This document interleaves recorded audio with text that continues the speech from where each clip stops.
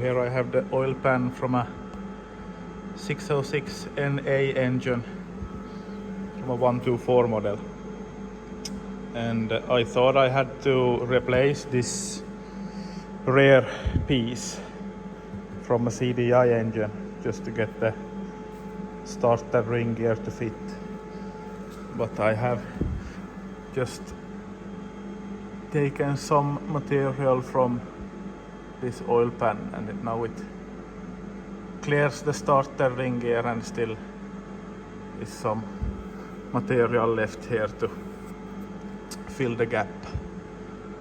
So now the engine spins freely, and here you can see where I had to grind some material out of it. Also here in the inside it's a little bit taken out to fit the trigger pins. So now the oil pan is ready to be mounted in place. Just have to fit some kind of plug here in the hole.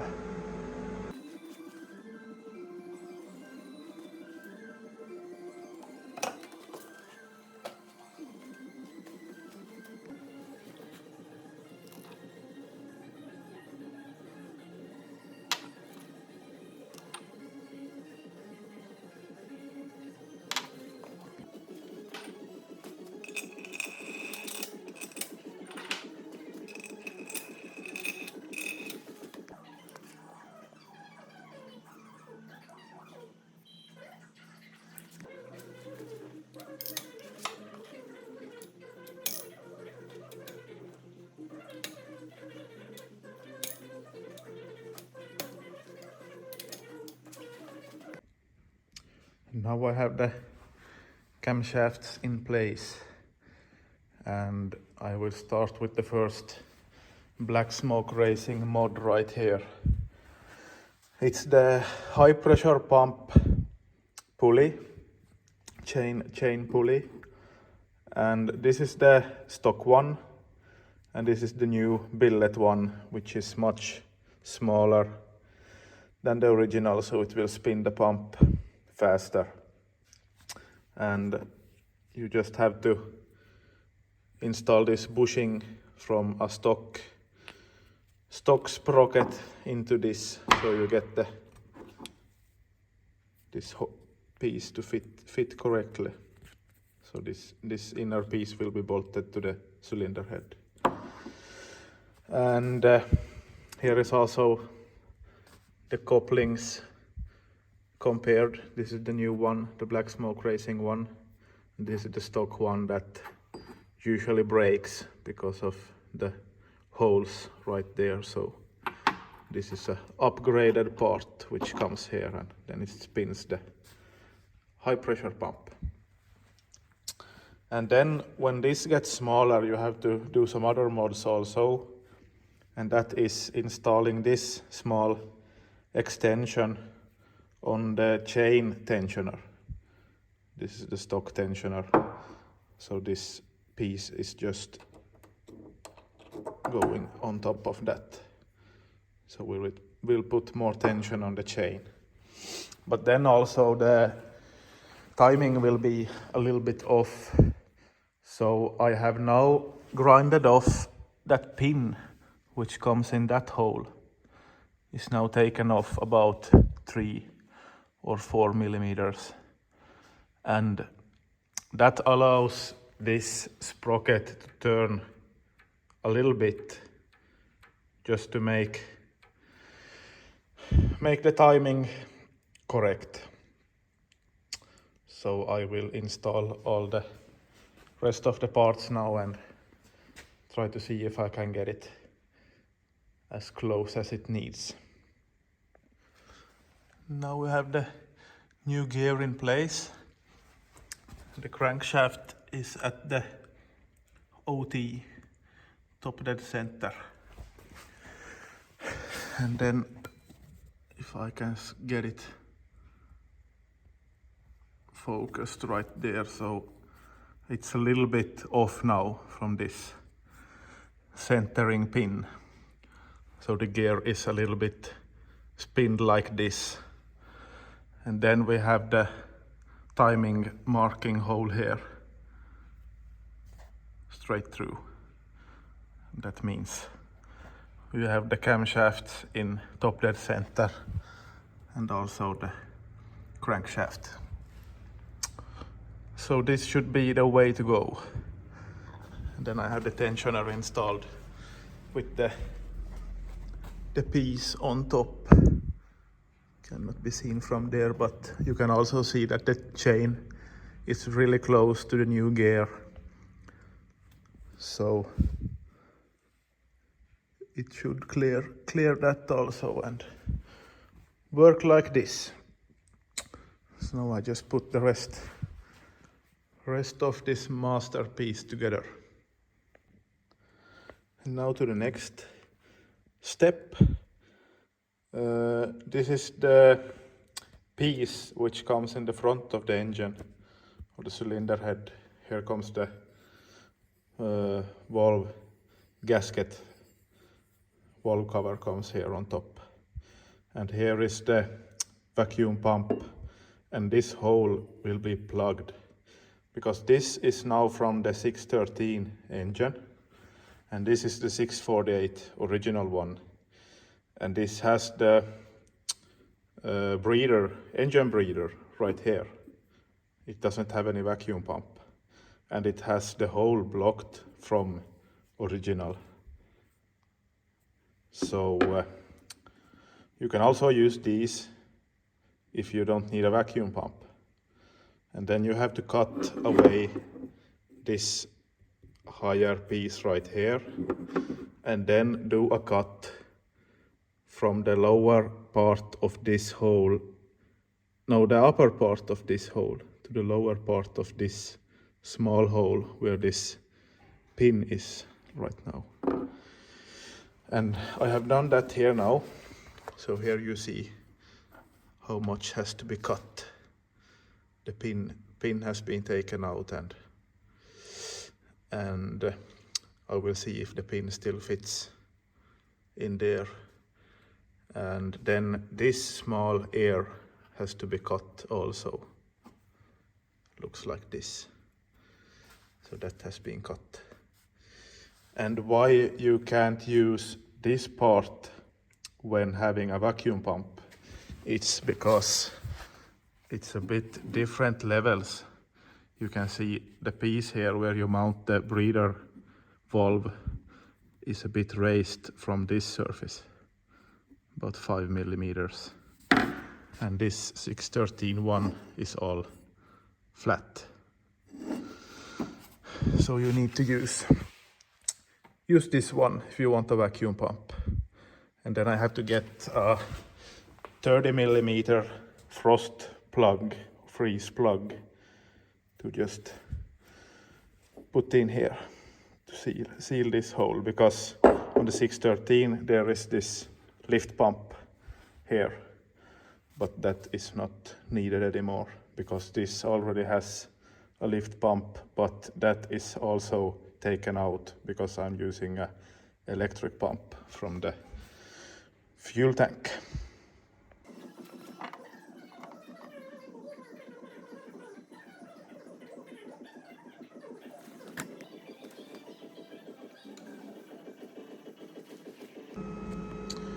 So now I have the engine put together, most of it, and had to borrow this from work, mini torque wrench, so I can torque down the injectors. Got told from Black Smoke Racing I have to torque them with 7 Newton meters, and then 90 degrees, and then again 90 degrees. So then they should be okay. Have cleaned the threads good, both in the hole and the bolt. So it should be a good installation like that. Also used some ceramic like lubricant when installing them so they won't seize sees in the holes. So now when the engine has been fully assembled, I started to look at this gearbox. This is now an automatic gearbox from a W114 model 320 CDI. And I have now taken the oil pan out and the whole like hydraulic valve system out of it. And this is pretty far away from my comfort zone to open this stuff, but I think I have figured out how to put it back together. But first I have to clean it. Looks pretty damn dirty. I don't know how much kilometers this has been driven, but I tried it so it worked just like it should before I took it out of a car. So I will try to clean this up now and put everything back in with new gasket and filter, and also this electronic connector. This is the old one. I think these O-ring seals right here start to leak in some cases, so that's a good thing to change while it's open. Forgot to film anything from the cleaning progress, but I had this whole thing opened and cleaned every canal and hole in it, so it should be ready to put back together now. Also cleaned all these solenoids and bolts and all these small filters and stuff. Also many of them here. And when I opened it, all the small balls and stuff fell out, which they warned me of, but I didn't know where they were. So I took this other transmission apart just to check where the small balls were. But this one is pretty much messed up. I don't know if there has been some water inside the gearbox. It's like rust or something on every steel part. This is from the 211 model, but this had some transmission issues, so I guess it has been some problems sometime, but we'll throw this back together and probably sell it or throw it away. Now when the engine is about ready to be dropped in the car, still haven't got the car home, so I started to assemble some of these suspension parts. And these were in extremely good condition already when I took them out, but they have now been sandblasted and painted. And these are pretty much the same as the 123 model. And I have assembled now here the rear wheel bearing with all new parts, bearing parts and seals, and this yellow passivated piece for the handbrake pads.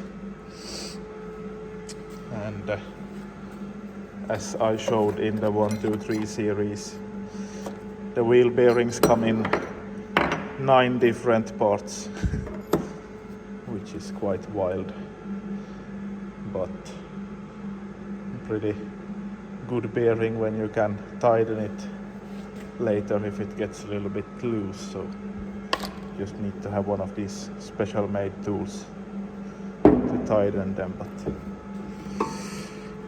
let's continue. So I got these rear arms done now with the bearings in and all the hardware. Looking really nice. And then I started with the front end, but I stumbled on some some trouble with these front hubs. I don't have them here now, but I was going to fit these W114 S-Class front brake discs, and I've seen in many cases that you can fit these on the 115 model, but as I have learned, I'm not building a 115, it's a 114. So they had different hubs. I hope this spindle is still the same in both models, but the hubs have a different bolt pattern for the disc, because this smaller pattern here is for the disc to be mounted to the hub, and the other is for the wheel bolts. So I need to find some 115 front hubs, and I think I have found them, but he is going to check it right now, so waiting for them, but it's no hurry with those yet. Good thing I found that in time. And I made a solution for the big hole here in the oil pan. I machined this aluminium piece, had to grind it off a little bit here on one side. So this is now sealing with a O-ring right there. So you can just push this here inside. And then I made this simple bracket which will hold it in place like that. Just a simple fix. And then I also started to brush all the old paint and shit off this fuel tank. Good thing the car was in really good condition. So this was not rusted out like they used to be, especially on the top of the tank. Both other cars which I have all rusted the whole top end of the fuel tank. Only a little scratch here, but nothing to worry about. And then there was a little bit rust here around this filler neck. So it was a small crack just beside the weld, original weld. So I welded up that better now, so it should be good like this. Just have to put some new paint on. A couple of weeks have passed by and it doesn't really happen so much here. Still waiting for the car to come back from the paint shop. Should be ready any day now, I think. But I can show some small updates, which is this exhaust housing, hot side, is now replaced to a regular one without the wastegate, because I will be using the one which comes here. And another thing is this hole right there where the lift pump has been originally. I bought this frost plug. It's a 30mm frost plug. I think it's for a Opel engine actually. So this is just to tap inside with a small hammer. And here is some exciting stuff. I just received a couple of packages from Strongflex in Poland. They have been my long-time sponsor with these builds. I usually got these kits from them. These are the full suspension kit for the Mercedes 190 and 124. They have done some upgrades since I last ordered.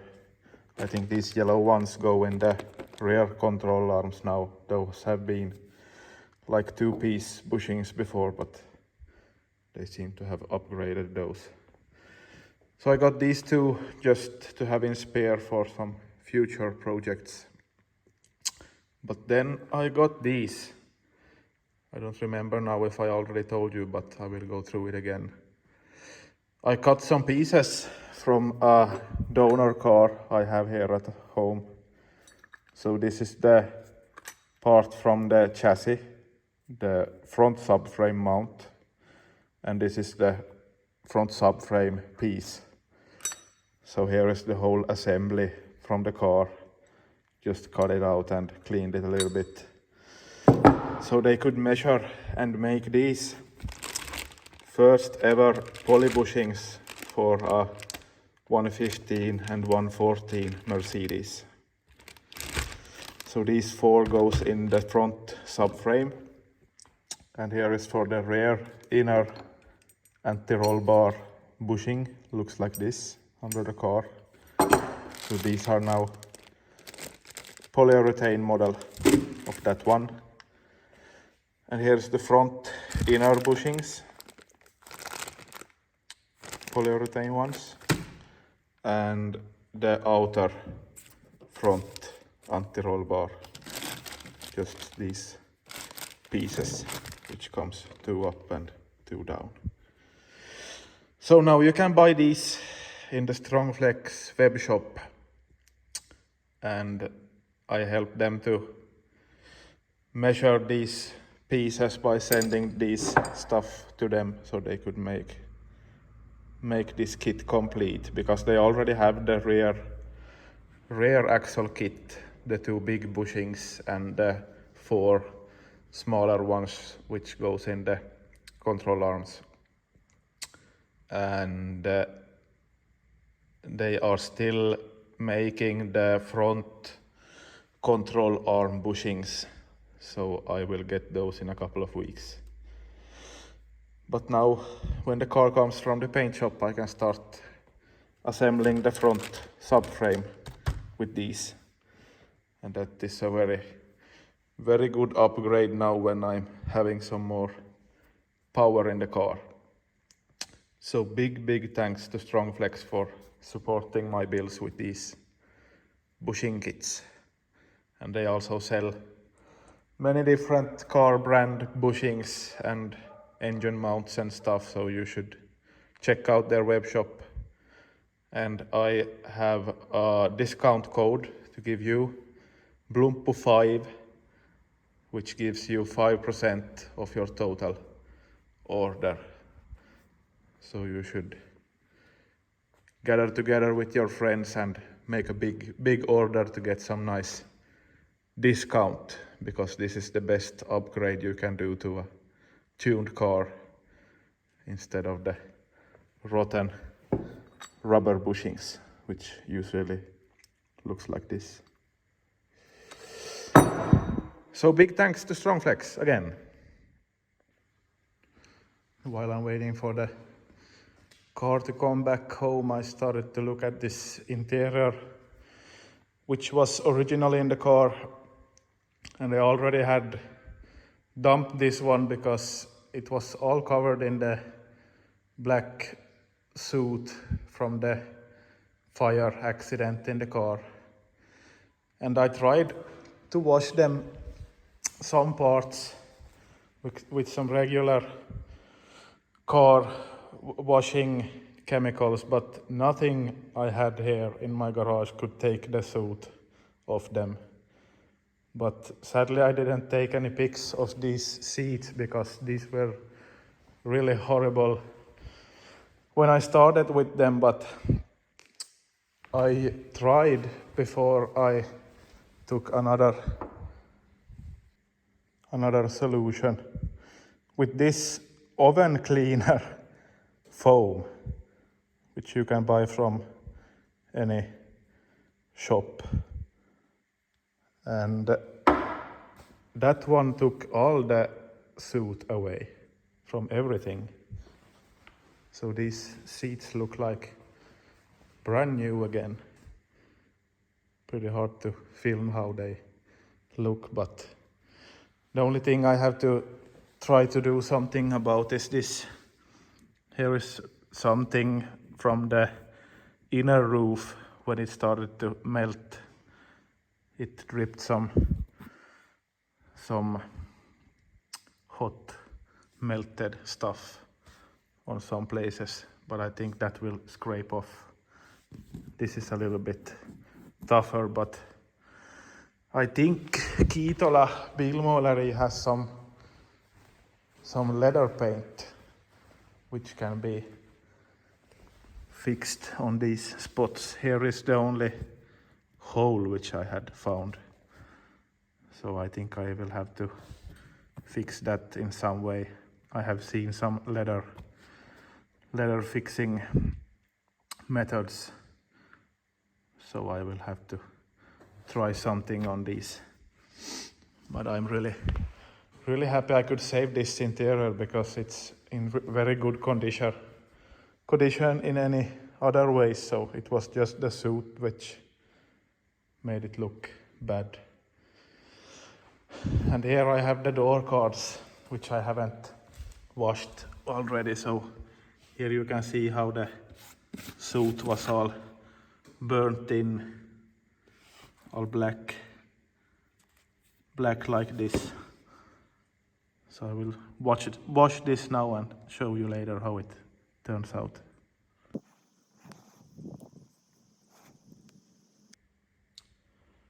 Finally, the wait is over.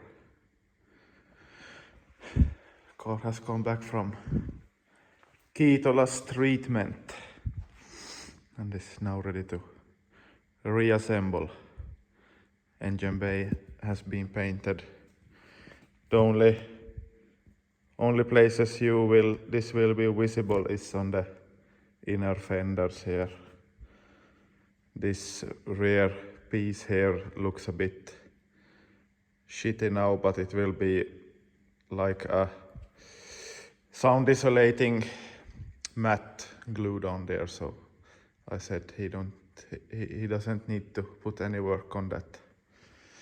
So that's why it looks a bit weird. But the rest of the car is like brand new, or even better. This is now the same paint code as my 190, the first Mercedes I built.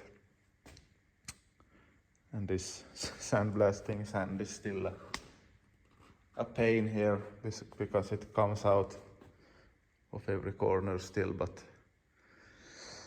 I don't think there is any in the paint at least, so looks really good. The trunk has been painted black. It's a bit dirty now, but here will be also a lot of sound isolating glued on here, and then the bottom side has been painted with the Raptor undercoating paint, which is like a little bit rougher finish. Looks brand new. So this will be nice now to reassemble everything when everything looks like new. We'll start by putting the engine and gearbox together, I think, and then put the whole package on the front subframe and then lower the chassis on it. But I think this will be the end of this episode, so I can get some YouTube content. So hopefully next time I will be starting to assemble this back together. So see you later. Bye.